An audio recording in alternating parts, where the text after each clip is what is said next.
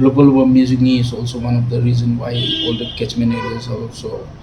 Menteri Tnad PHC Markus Marak hakar potri yayong ulaong Tnad katip Halor Jingkyrduh Shillong bahkan Khot igo Bishar bentar Jingïalang ban Bishar Bniah ke gawala ban le Halor gani kamat ulaong Jingkyrduh ke perthailan ni global warming ke kaweni ki daw ki Jingkyrduh ni catchment areas kila sedang rangat no kebawan ra ke Jingkyrduh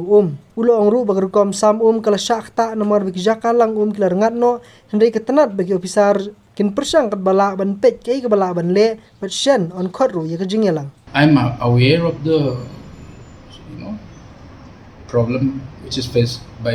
entire Shillong city and also the state. I'm calling officials for a review meeting and then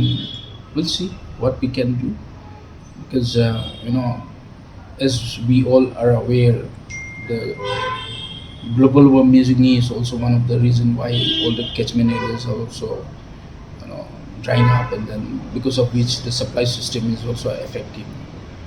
However, the department and my officials, we are trying our level best to do what is to be done.